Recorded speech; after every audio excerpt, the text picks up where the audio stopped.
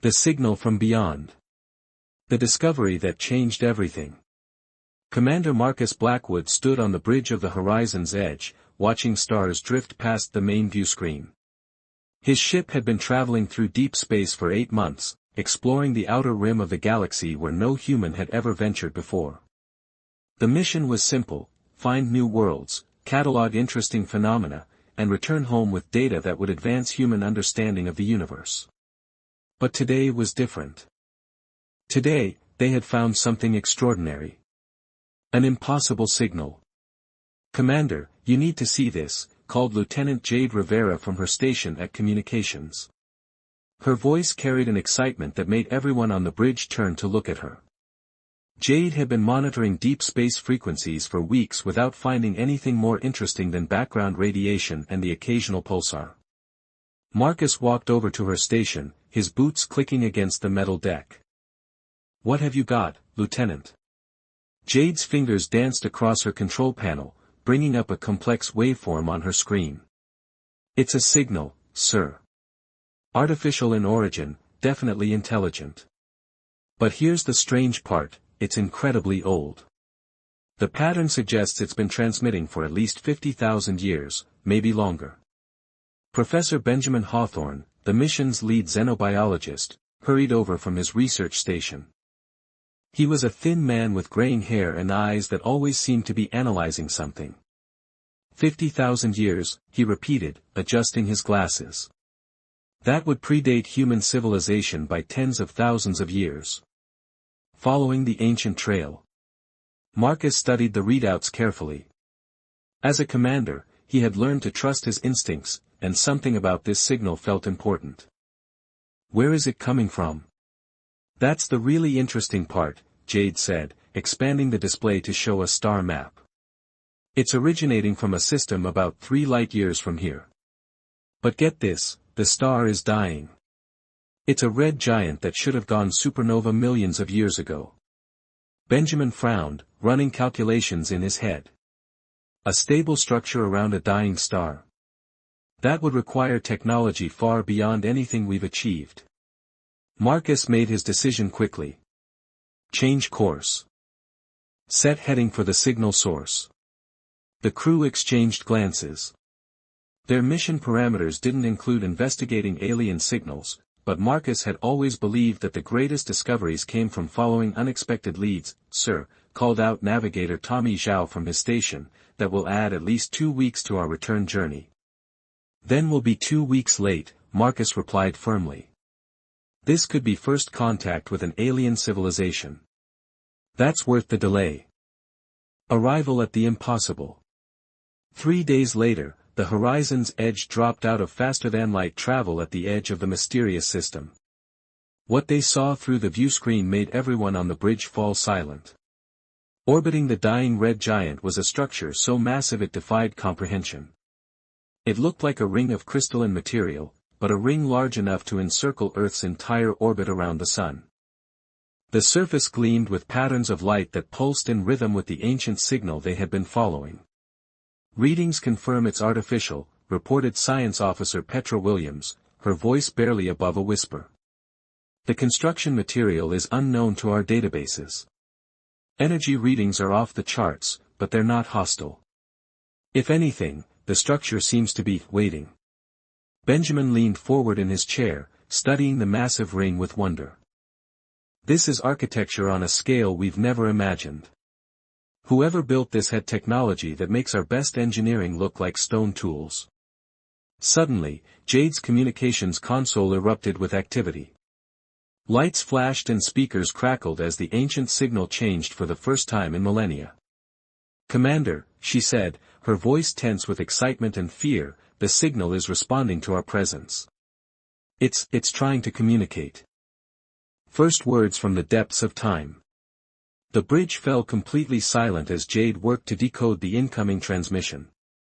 After several minutes, words began to emerge from the static, words in perfect, unaccented English. "Welcome, children of Earth," said a voice that seemed to come from everywhere at once. It was neither male nor female, but somehow conveyed great age and infinite patience. "We have waited so very long for this moment. Marcus felt his heart skip a beat. This is Commander Marcus Blackwood of the human exploration vessel Horizon's Edge. Who am I speaking with? We are the keepers of the Eternal Watch, the voice replied. We are what you might call the ethereal collective. And you, brave children, are the reason we have maintained our vigil across the ages. Benjamin was frantically taking notes, his scientific mind racing to process what he was hearing. How do you know our language? How do you know about Earth? The voice carried what might have been gentle amusement. Because we have been watching you since your species first looked up at the stars and wondered if they were alone. We have seen your civilizations rise and fall, watched you discover fire and then split the atom. You carry within you something precious, something we placed there long ago. The invitation. The massive ring structure began to glow more brightly, and sections of it rearranged themselves, creating what appeared to be a docking bay large enough to accommodate their ship. You are invited to come aboard, the voice continued. There is much to explain, and little time remaining. The universe is about to change, and humanity has a role to play that you cannot yet imagine. Marcus looked around at his crew. Fear and excitement warred on their faces, but he could see that they were all thinking the same thing. This was why they had become explorers. For moments like this, when the unknown beckoned and the future balanced on the edge of a single decision. Lieutenant Rivera, send a message to Earth Command, he ordered. Tell them we've made contact with an alien civilization and are proceeding with first contact protocols.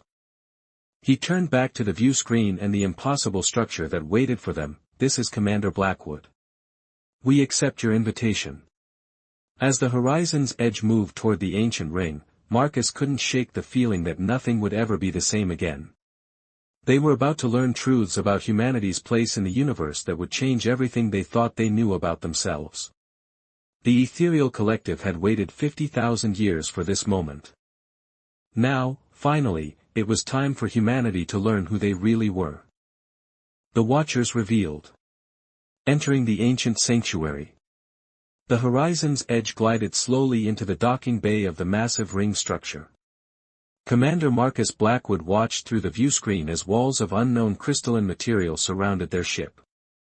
The bay was enormous, large enough to hold a dozen vessels the size of theirs, yet it felt strangely welcoming rather than threatening.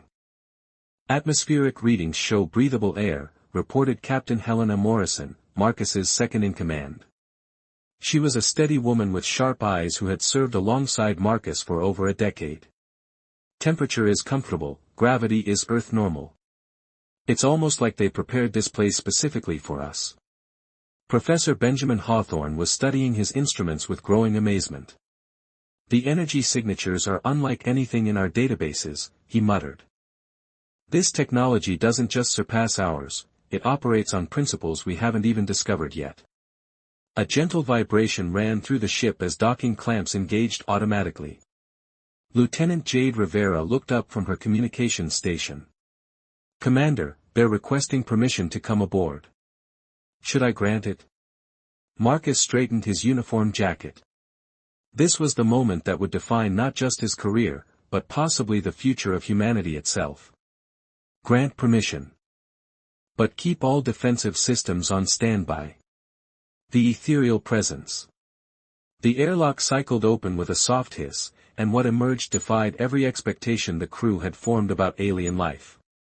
The being that entered their ship appeared to be made of living light, a humanoid figure that seemed to shift between solid matter and pure energy. Its features were vaguely familiar, almost human, but refined in ways that suggested eons of evolution beyond physical form.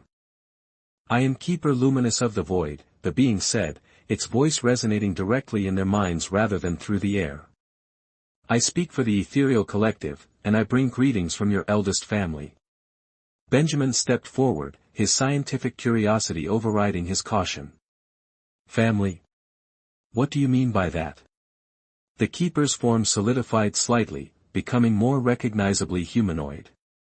We mean exactly what we say, Professor Hawthorne. Humanity is our descendant species. You carry within your genetic code the legacy of our civilization. Captain Helena frowned. That's impossible. Humans evolved on Earth from earlier primates. We have fossil records going back millions of years. You evolved on Earth, yes, Luminous of the Void agreed, but not without guidance.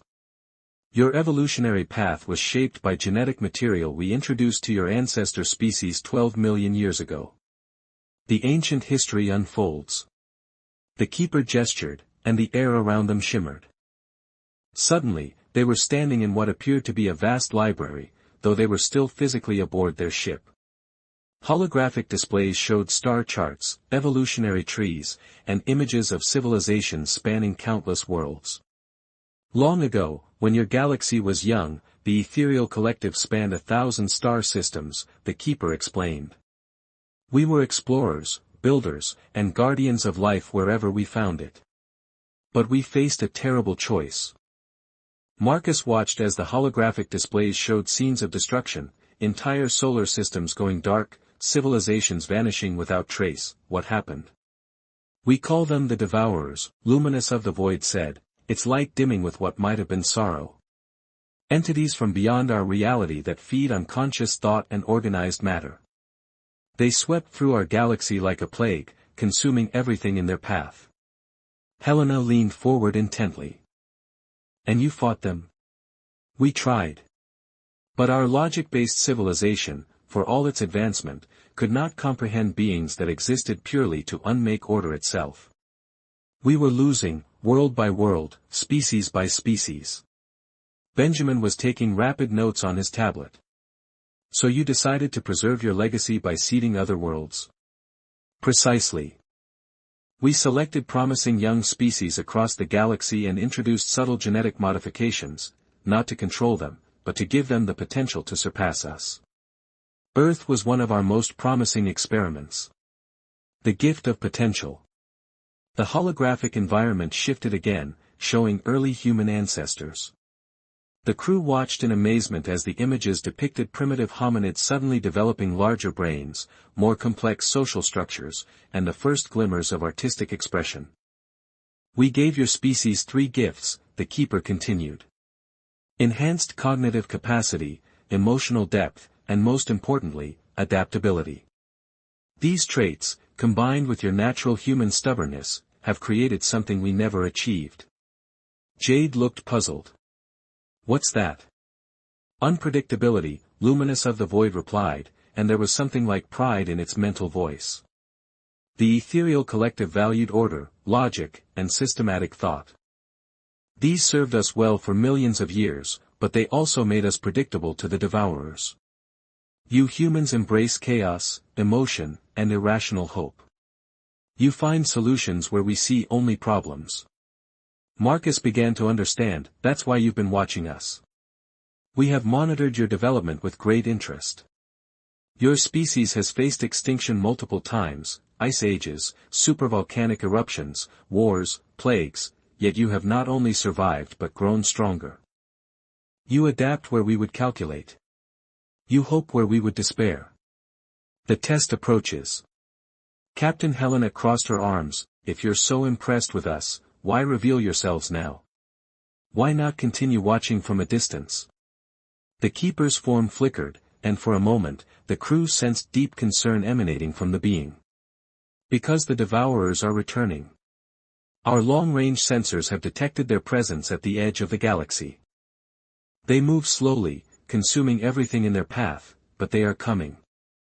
The holographic library faded, returning them to the reality of their ship's bridge. Professor Benjamin looked up from his notes with alarm. How long do we have? Perhaps 50 of your years, perhaps fewer. Time becomes difficult to measure when dealing with entities that exist partially outside normal spacetime.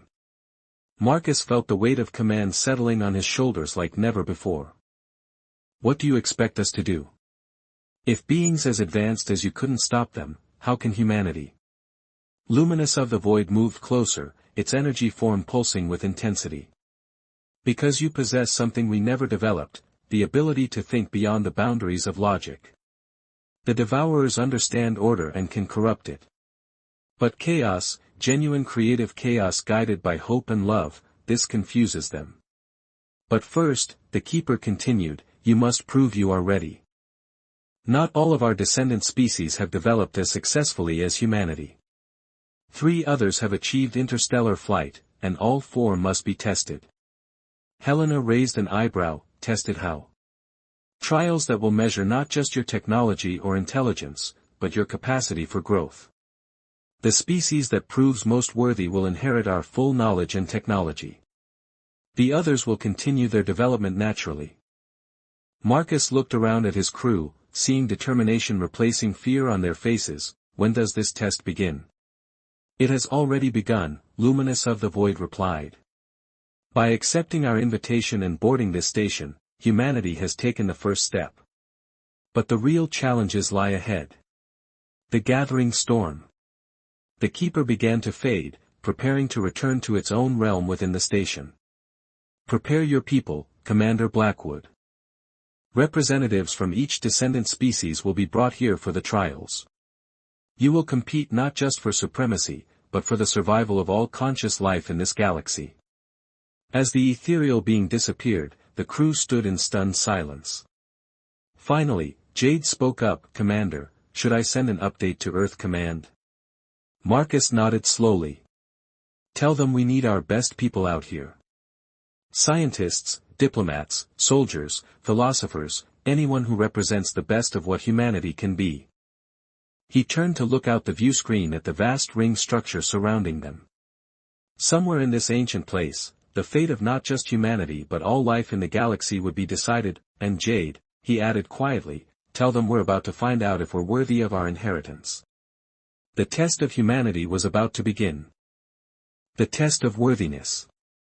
The gathering of species. 2 weeks had passed since first contact with the ethereal collective. The ancient ring station had transformed sections of itself to accommodate the arriving representatives from across the galaxy. Dr. Victor Sterling, Earth's leading geneticist and xenobiologist, stood in the main assembly hall watching as humanity's competitors arrived. The first to arrive were the Zephyrians, tall, elegant beings with crystalline skin that refracted light into beautiful patterns. They moved with precise, calculated grace and communicated through harmonic frequencies that sounded like living music. Next came the Korathi, stocky humanoids with 4 arms and skin like polished stone. Their technology was impressive, their ships moved through space by manipulating gravity itself, and their representatives carried tools that seemed to bend reality around them. The final species were the most unusual, the flux minds, beings of pure energy contained within mechanical bodies they had constructed for themselves. They had transcended physical form entirely, existing as conscious thought patterns that could inhabit any sufficiently complex technology. Fascinating, muttered Dar. Sterling to his assistant, technician Luna Park. She was young, barely 25, but her intuitive understanding of complex systems had earned her a place on the human team. For completely different evolutionary paths, yet all carrying the ethereal genetic signature. The ethereal elder speaks. Elder wisdom of stars materialized in the center of the hall, a more powerful ethereal being than Keeper Luminous of the Void. Its presence commanded immediate attention from all 4 species. Descendants of the ethereal collective, the elder's voice resonated in everyone's consciousness. You have all achieved interstellar travel and proven your species capable of growth beyond your origin worlds. Now comes the final test. Commander Blackwood stepped forward as humanity's spokesman. What exactly will this test involve? 3 trials, Wisdom of Stars explained. The first will measure your capacity for innovation when faced with impossible problems. The second will test your ability to make difficult moral choices. The third will examine how your species responds to ultimate sacrifice. A Zephyrian representative chimed in harmonious tones, and the winner receives what exactly? The complete knowledge and technology of the ethereal collective, the elder replied, including the weapons and defenses we developed during our war with the Devourers. The losing species will continue their natural development, but without our assistance when the Devourers return. Luna whispered to Dr. Sterling, no pressure, right? The first trial, impossible innovation. The teams were led to separate chambers, each containing what appeared to be a puzzle. But as Dr. Sterling examined their challenge, he realized it wasn't a puzzle at all, it was a fundamental problem with reality itself. We need to create a stable energy source from nothing, he told his team, which included Luna, Commander Blackwood, and Professor Hawthorne. But the laws of physics say that's impossible. The Zephyrians approached their challenge with mathematical precision, calculating thousands of possible solutions. The Korathi used brute force, trying to overwhelm the problem with raw power. The Flux Minds attempted to rewrite the basic parameters of the challenge itself. Luna stared at their chamber's central device, a sphere of unknown material that pulsed with faint energy. While the others debated theories, she walked up to it and placed her hand on its surface. "Luna, don't touch that," Dr. Sterling called out, but she was already in contact with the device. "It's not about creating energy from nothing," she said quietly, her eyes closed in concentration. "It's about recognizing that the energy is already here, we just can't see it." She began humming, not a scientific approach, but something purely intuitive. The sphere responded, beginning to glow brighter. "She's right," Hawthorne said suddenly. "This isn't a physics problem, it's a perception problem. The energy exists in a dimension we can't normally access." Working together, combining Luna's intuition with the scientists' knowledge, the human team found a way to tap into the hidden energy dimension. Their solution wasn't the most elegant or the most powerful, but it worked by thinking completely outside conventional approaches. The second trial, moral complexity. The second trial presented each team with a scenario: a dying planet with two species, one highly intelligent but few in number, the other less intelligent but numbering in the billions. The teams had resources to save only one species. The Zephyrians chose the intelligent species, reasoning that consciousness was more valuable than mere quantity of life.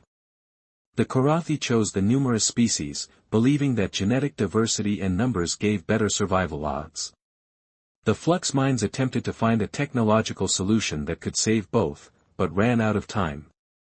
The humans approached it differently.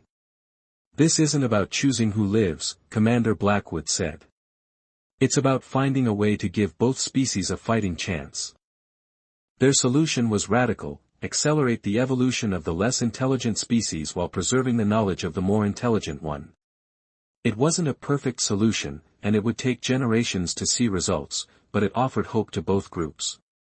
Dr. Sterling presented their answer to Elder Wisdom of Stars: "We refuse to accept that genocide is ever the right choice. Sometimes the best solution is the one that gives everyone a chance, even if the outcome is uncertain." The third trial, ultimate sacrifice. The final trial was the most challenging. Each team was told that one member must remain behind on the station forever, serving as a bridge between their species and the ethereal collective. This individual would gain immortality and vast knowledge, but would never return home. The other species began debating who should be sacrificed and how to make the choice fairly. But the human team had a different discussion. "I'll stay," Luna said immediately. "I'm the youngest, with the least to lose." "Absolutely not," Commander Blackwood replied. "I'm the ranking officer. It's my responsibility." "Both of you are wrong," Dr. Sterling interjected. "I'm the scientist.